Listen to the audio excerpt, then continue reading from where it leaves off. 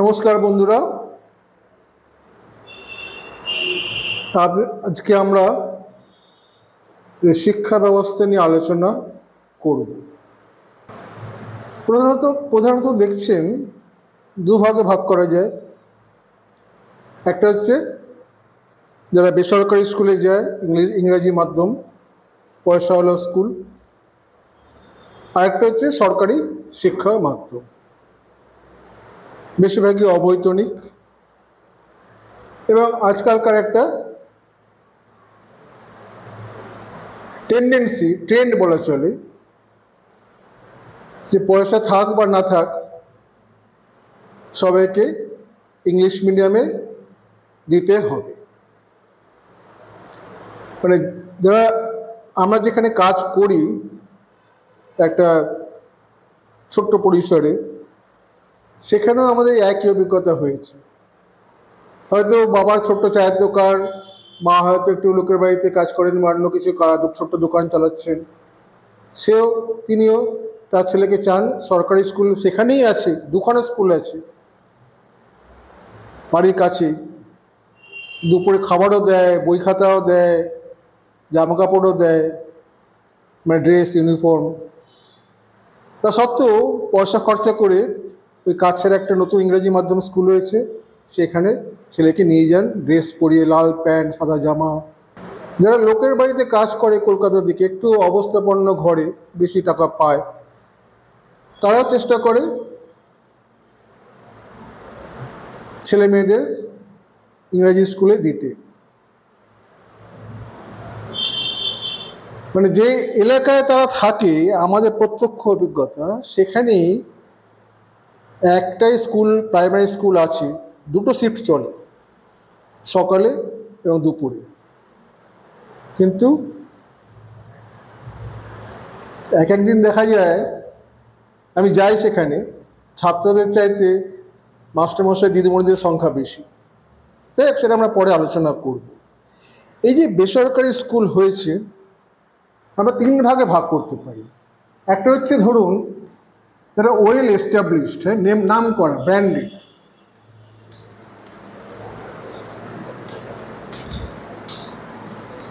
ধরুন কলকাতায় যদি আপনি থাকেন, আপনি নিশ্চয়ই সিবিএস নাম শুনেছেন, Calcutta boys school, Calcutta girls school, লা মার্টিনিয়ার বা লা মার্টস বলে, বা আপনি হয়তো ডন বস্কো, স্পার্ক সার্কাসের নাম শুনেছেন।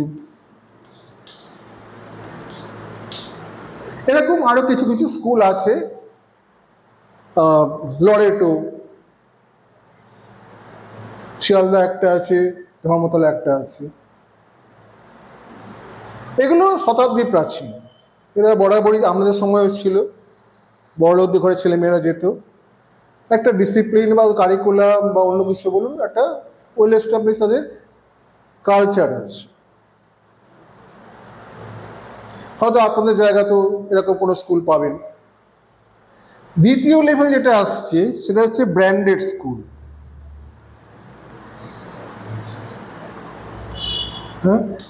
ধরুন franchise model.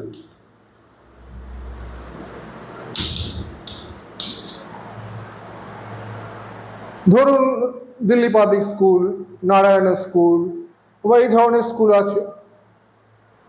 Delhi public school মনে হয় 36টা ব্রাঞ্চ অলরেডি আছে পশ্চিমবাংলায়। এদের কারিকুলামটা মোটামুটি সেন্ট্রালি ডিজাইন, ডিপিএসে কোন স্কুলে কখন কি হবে না হবে, কোনটা পড়ানো হবে, একদম ফিক্সড, সেগুলো করা আছে। অনেকটা ঠিক আপনি যে কোনো ম্যাকডোনাল্ডে যান বা পিৎজা হাটেই যান, যে সার্ভিস একই রকম পাবেন, একই রকমের প্রোডাক্ট, কীভাবে আপনাকে ডাকছে, সম্বোধন করছে, কীভাবে অর্ডার নিচ্ছে, কি বলতে লাগবে, কি করতে লাগবে, কোনটার সঙ্গে কি কি কন্ডিমেন্টস দিতে লাগবে, একেবারে মানে পুঙ্খানুপুঙ্খভাবে সেটা করে দেওয়া রয়েছে, ইনস্ট্রাকশন দেওয়া রয়েছে, স্ট্যান্ডার্ড অপারেটিং প্রসিডিউর।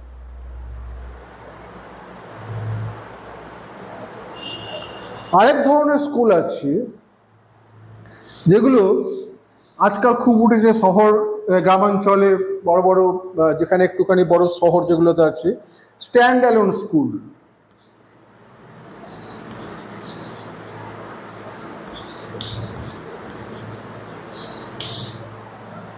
হয়তো কারুর জমি আছে বিশাল, বেশিরভাগই হয় জেলা শহর বা এরকম মাঝারি ধরনের শহরগুলোতে কোনো এন্টারপ্রেনার হয়তো রিয়েল এস্টেট করছেন, তিনি বাড়িঘর দিয়েও তৈরি করছেন, আর ঠিক করলেন একটা স্কুলটা করলে ভালো হয়, স্ট্যাটাস আসে আর কি, যা আমি ওই স্কুল চালাচ্ছি, একটা নিজেদের কমিউনিটির মধ্যে বা পাড়া একটা সম্মান পাওয়া যায়। তিনি একটা বিল্ডিং তৈরি করলেন, একটা স্কুল চালু করলেন, ইংলিশ মিডিয়াম স্কুল।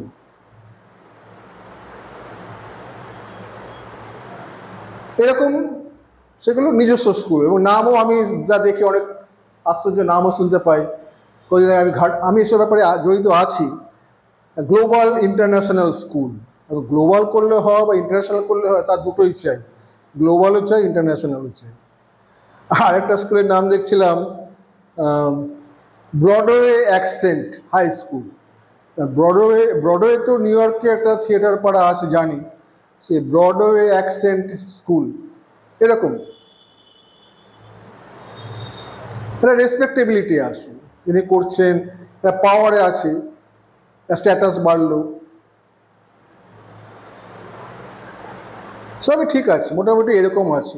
আরও কিছু স্কুল আছে যারা হয়তো ক্লাস 1 থেকে হয়তো ক্লাস 4 বা ক্লাস 6, যেগুলো অ্যাফিলিয়েশন লাগে না, আরও ছোটো লেভেলে সেগুলো আছে, হয়তো নার্সারি থেকে ক্লাস 4 পর্যন্ত করে তারপর ছেড়ে দিল। তবে তারা কি এখন খুঁজে বেড়া করে কোন স্কুলে যাবে।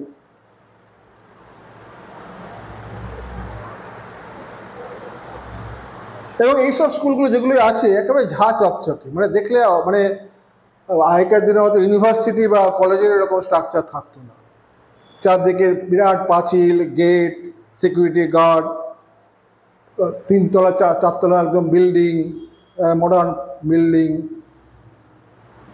ক্লাসরুমে হয়তো আপনার প্রজেক্টর বা এত স্মার্ট ক্লাসরুম, প্রত্যেক কটায় ডেস্ক আলাদা, প্রিন্সিপালের ঘর আলাদা, এয়ার কন্ডিশন বিল্ডিং, বাথরুম পর্যন্ত এয়ার কন্ডিশন করা।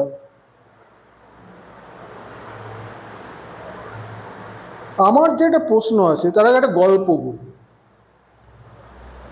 আমি যখন চাকরি মানে কোনো অর্গানাইজেশনে ছিলাম, সেখান থেকে একজন ম্যাডাম আমাদের, তার একটা কি ফাংশন হবে, তা আমরা একটা বড়ো রেস্টুরেন্টে গেছি, সে কীরকম খরচাপাতি পড়বে সব জানার জন্য। আমি সঙ্গে গেলাম, কাজকর্ম নেই। ম্যানেজার এসে আলোচনা করছেন, বসছেন, কজন লোক আসবেন, কী কী আইটেম হবেন, আমি জাস্ট পাশে দিয়ে শুনছি।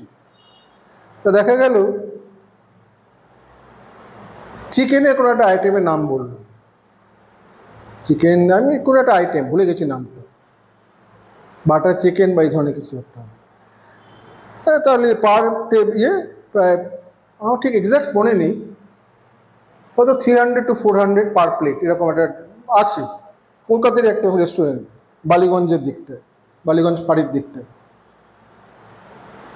আমার ওটা অবাক লাগলো, আপনি গোটা চিকেন দেবেন না, না একটা পিস দেওয়া হবে। আমি জাস্ট আলোচনা, মানে পাশে দাঁড়িয়ে ছিল অ্যাসিস্ট্যান্ট ম্যানেজার, তার সঙ্গে গল্প জাস্ট করছিলেন। একটা চিকেন ডিশের দাম এত, প্রায় 300, 350, 400 এরকম কিছু একটা আইটেম ছিল দামটা। বললাম আছেটা কি, গোটা চিকেন দেন? বলে না না, গোটা চিকেন দেবো কোনো, যেরকম হয়তো লেগ পিস দেওয়া হবে বা একটা বডি পিস দেওয়া হবে। আমি চিকেনের দাম কত, সেই সময় কত ছিল, আমি কথা বলছি 10-15 বছর আগের ঘটনা, হয়তো 150 টাকা কিলো হয়েছিল চিকেন। মানে চিকেনটা খুব বেশি হলে 50 টাকার চিকেন গেছে। আমি বললাম মশলাপাতি কিছু লাগলো বা ভালো দিল, আরও 30-40 টাকা গেল। খুব বেশি হলেও তো 80-90 টাকার কাছাকাছি আসছে, আপনি একবারে 400 টাকা দাম নিচ্ছেন, মানে কি ব্যাপারটা কি? উনি আস্তে আস্তে আমার কানে কাছে শুনুন, ওটাকে বলে অ্যাম্বিয়েন্স, অ্যাম্বিয়েন্সের দাম।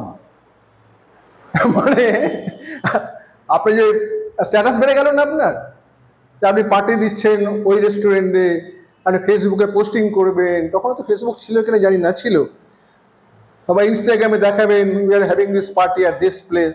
তো এইসব যে ইনট্যাঞ্জেবল বেনিফিট যাকে বলি, চিকেনটা হচ্ছে ট্যাঞ্জেবল বেনিফিট, চিকেনটা হচ্ছে ট্যাঞ্জেবল, আর ইনট্যাঞ্জেবল হচ্ছে আপনার এই স্ট্যাটাস, আপনি যে রিল বানাবেন ওইটা দেখিয়ে, বা খাবার আসছে টেবিলে তারা ছবি তুলবেন, তার দাম। তো এডুকেশন যখন আমি দেখি এইসব জিনিসগুলো, আমারও তখন মনে হয় যে হোয়ার ইজ দ্য চিকেন। হ্যাঁ, বিরাট বড় বাউন্ডারি আছে, বিশাল বিল্ডিং আছে, জিম আছে, ইন্ডো সুইমিং পুল আছে, ইন্ডো টেনিস আছে, তাদের অডিটোরিয়াম আছে, বিরাট কম্পিউটার ল্যাব আছে, সব কিছু আছে, কিন্তু সেই বলে না তোতা কাহিনী, শিক্ষিত কোথায়, আলটিমেটলি চিকেনটা কোথায়? চিকেনটা তো হচ্ছে আপনার মাস্টারমশাই বা দিদিমণি, তিনি তো এসে শেখাবেন, সেটাই তো হচ্ছে মেন জায়গা। এগুলো তো সব সাপোর্টিং। সেই জায়গাটা কতদূর শক্তিশালী হচ্ছে। ধরুন একটা উদাহরণ দিচ্ছি, এই যে মাস্টারমশাই দিদিমণিরা আসছে, এতগুলো স্কুল চালু হচ্ছে, এত মাস্টার চাইছেন, এনারা নিজেরা কি কোনোদিন এরকম স্কুলে মাস্টারি পড়াশুনো করেছেন? তা তো না। এই যে আজকালকার যে ফ্যাট দেখা যাচ্ছে, এটা তো গত 10 বছর 5 বছরের ঘটনা। তাহলে এইসব স্কুলগুলোতে যারা পড়াচ্ছেন তারা নিশ্চয়ই ওইসব স্কুলে পড়ে আসেন, তারা যাকে বাংলা বলি পাতি বাংলা স্কুলে পড়ে এসছেন। এটা চিন্তা করে দেখেছেন যে আলটিমেটলি যে কুক বা চিকেন, সেইখানটা কি পাচ্ছে আপনার ছেলে মেয়ে? মানলাম 30 সেকেন্ড দেরি গেলে আপনার গেট বন্ধ হয়ে গেল, ঢুকতে দেবে না, অনেক রকম নিয়ম আছে, সিসিটিভি আছে, সেই আছে, ওই আছে, ঝাঁচকচকে ল্যাব আছে, যে chicken, where is the chicken? At the end of the day কী শিখছে, তিনি বা কী পড়াচ্ছে? আমার যতদূর ধারণা, আমি বড় বড় যে এ গ্রেড স্কুলগুলো কথা বললাম সেগুলোকে বাদ দিন, এই যে আলাদা স্কুলগুলো আছে, কস্ট কাটিং তো করতেই লাগবে, কারণ মালিক তো প্রফিটের জন্য করেছে, স্ট্যাটাস আছে, সব কিছু আছে, প্রফিটও তো চাই। কস্ট কাটিংয়ের প্রথম চাপটাই পড়ে ওই মাস্টারমশাইদের উপর, দিদিমণিদের উপরে, কত কম টাকা দিয়ে তাদের কাজ করানো যায়। আর পশ্চিমবাংলায় অর্থনৈতিক অবস্থা এমনই, শিক্ষক নিয়োগ হচ্ছে না, হলেও আটকে থাকছে, কোর্টে মামলা হচ্ছে, সে আপনারা জানেন, বলে তো লাভ নেই। গত কয়েক বছরে এসএসসি হয়েছে কিনা বা ওইসব হয়েছে কিনা আপনারা ডিটেলস জানেন, বা সরকারি কর্মচারী পদ নিয়োগ কত হচ্ছে সবই আপনারা জানেন।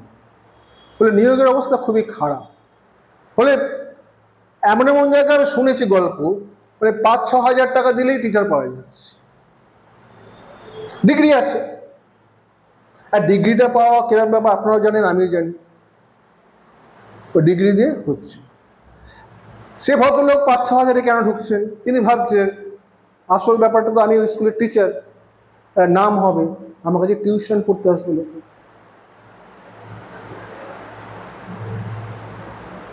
ওইখানটা তার আসল ইনকাম। ফলে এখানে 5,000 দিক না দিক কোনো এসে যায় না। আমি ওই স্কুলে পড়াচ্ছি শুনলেই এলাকার ছেলে মেয়ের বাবা মারা দৌড়ে আসবে আমার কাছে তার ছেলেকে পড়াতে, অত বড় স্কুলের টিচার, নিশ্চয়ই জানেন। এই পুরো ব্যবস্থাটা তৈরি হয়েছে ওই আপনার টিউশন নির্ভর। স্কুলে খুব বেশি হলে অঙ্কের বই খুলে 4টে অঙ্ক হয়তো ম্যাডাম করিয়ে দেন, দ্যাট ইজ এনাফ, বাদ বাকি বাড়িতে করিয়ে দেন। করে দিলেন, বোর্ডে করে দিলেন, কারণ তাকে তো ওয়াচ করছে, প্রত্যেক ক্লাসের মধ্যে সিসিটিভি লাগানো রয়েছে, তিনি কি করছেন না করছেন তো হেড প্রিন্সিপাল দেখতে পাচ্ছেন। ফলে তিনিও তার ডিউটিটা করে যাচ্ছেন। 4টে অঙ্ক করানোর কথা, 4টে অঙ্ক করে দিলেন। কে বুঝলো কে বুঝলো না, কে নিজেদের মধ্যে গল্প করছে, কে পেছনে বসে বসে মোবাইল দেখছে। আমার কাজ ওই সময় গিয়ে 40 মিনিটের মধ্যে আমায় 4টে অঙ্ক করিয়ে আসতে হবে বা এই প্রজেক্টটা দেখে দিতে হবে। সে বুঝলো কি বুঝলো না তার দায়িত্ব নেই, সে তার প্রাইভেট টিউটরের কাছে যায়। তাহলে শিক্ষাটা যেটা হচ্ছে সেটা স্কুলে কতটা শিক্ষা পাচ্ছি, আর তার জন্য আপনাকে আরও পয়সা খরচা করে কোথায় আপনাকে প্রাইভেট টিউটরের উপর যেতে লাগছে। আমি তো দেখি, আশেপাশে দেখি, রাত 9টার সময়ও দেখেছি স্কুলের ড্রেস পরা, পিঠে কাঁধে ব্যাগ নিয়ে ছেলেমেয়েরা বাসে করে বা মেট্রো করে ফিরছে, বা অটোয় করে বা টোটো করে যাচ্ছে। তার মানে স্কুল ফেরত আর বাড়ি যায়নি, সে চেঞ্জ করেনি ড্রেস, মা সেখানেই হাজির হয়েছে টিফিন নিয়ে, স্কুলের গেটের সামনে কিছু খাইয়ে দিয়েছেন, তারপরে মেয়েকে উঠে হয় বাসে বা টোটোতে বা মেট্রোয় করে টিউটরের কাছে গেছেন। এই টিউটরের কাছে ওই সময়, ওই টিউটরের কাছে তারপরে ওই টিউটর করে রাত 9টার সময় সে বাড়ি ফিরছে। সে তাহলে বাড়িতে পড়ছে কখন, বাড়িতে প্র্যাকটিস করছে কখন? তার মানে স্কুলের যে বইটা দিয়েছে তার যে 4টে অঙ্ক দিদিমণি করে দিয়েছেন টুকেছে, বাদ বাকি যে 10টা অঙ্ক আছে সেটা ওই কোচিং ক্লাসে গিয়ে মাস্টারমশাই বলে দিচ্ছেন করে দিচ্ছেন, সেটুকুই আনছে। সে তো বাড়িতে নিজে করার অভ্যাস পাচ্ছে না, পাচ্ছে কি? ভেবে দেখুন তো। ফলে কি হচ্ছে, অঙ্কের প্রতি একটা ভীতি তৈরি হচ্ছে, অঙ্কের প্রতি একটা ভীতি, ত্রাস। আপনি জিজ্ঞেস করে দেখুন, খোঁজ নিয়ে দেখুন, ক্লাসের 90টার মধ্যে 80টা ছেলে মেয়ে অঙ্ককে ভয় পাচ্ছে। তাদের গোড়াটা, কারণ যে স্যারের কাছে পড়তে যাচ্ছেন তিনিও তো একজনকে পড়াচ্ছেন না, তিনিও তো কোচিং করে পড়াচ্ছেন, মানে ব্যাচ করে পড়াচ্ছেন। তিনি অঙ্কটা বুঝিয়ে দিলেন, খুব ভালো বুঝিয়ে গেলেন, পড়াটুকে নিল। এই বিষয় নিয়ে আমরা পরের ভিডিওতে আসবো যে কীভাবে কি হচ্ছে। আপনারা থাকুন আমাদের সঙ্গে, কমেন্টস করলে করুন, ভালো লাগলে বলুন, আমরা সেই প্রশ্নগুলোর উত্তর দিই। নমস্কার।